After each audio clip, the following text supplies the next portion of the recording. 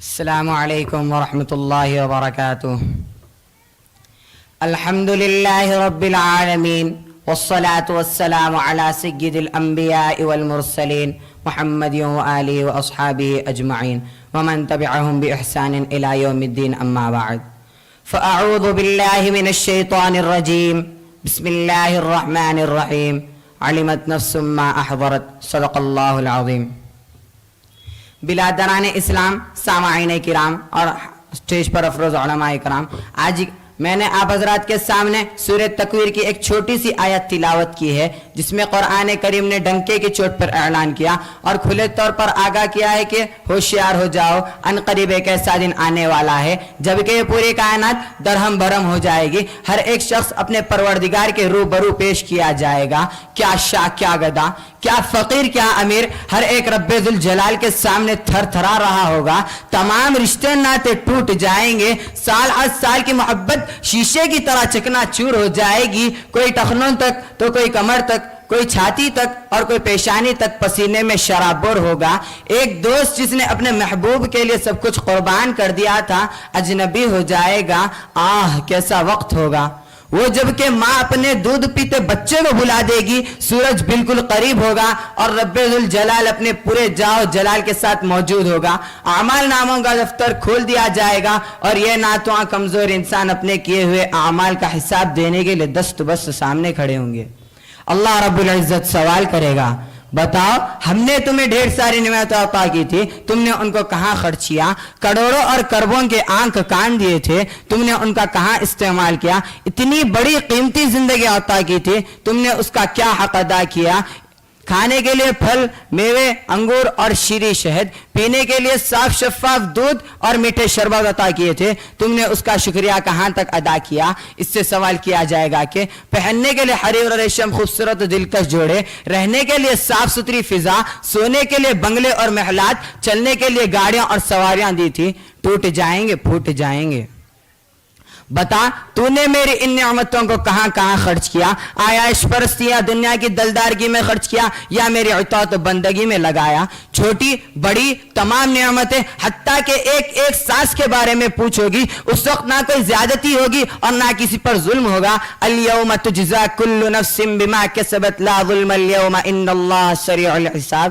آج ہر ایک کو اس کے کیے کا بدلہ ملے گا. جیسا جس نے بویا ویسا ہی وہ کاٹے گا. فمن یعمل مثقال ذرة خيرا يره ومن يعمل مثقال ذرة شرا يره.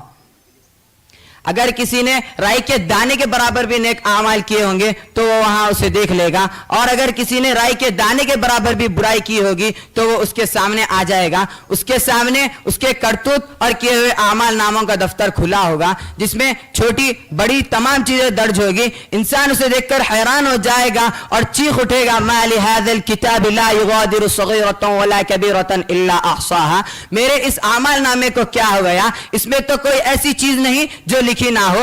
آج تو میرے گناہوں کی تمام پوٹلیاں کھل گئی. جو گناہ میں نے تمام انسانوں سے چھپ کر رات کی تاریکی و تنہائی میں شہر سے دور دراز ویرانے میں کیے تھے، آج تو ان کا بھی پردہ فاش ہو گیا اور تمام لوگوں کے درمیان بھانڈا پھوٹ گیا.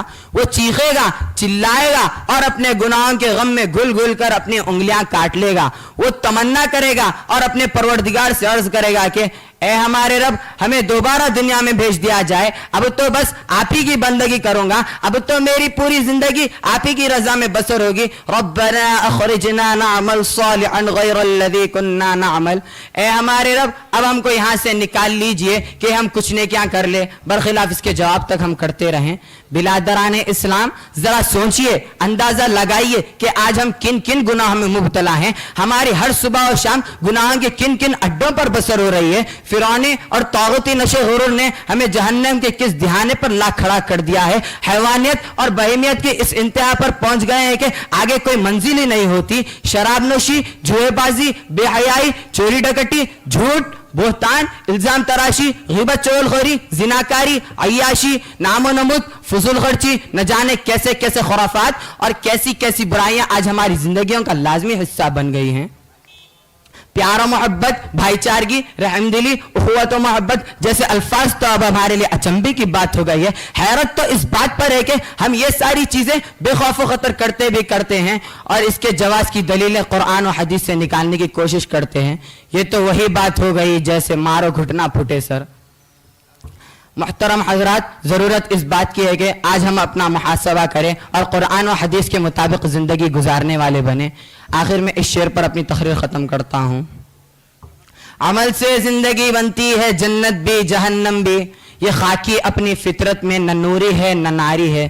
खुदी को कर बुलंद इतना कि हर तकदीर से पहले, खुदी को कर बुलंद इतना कि हर तकदीर से पहले खुदा बंदे से खुद पूछे बता तेरी रजा क्या है। व आखिर दावाना अल्हम्दुलिल्लाहि रब्बिल आलमीन।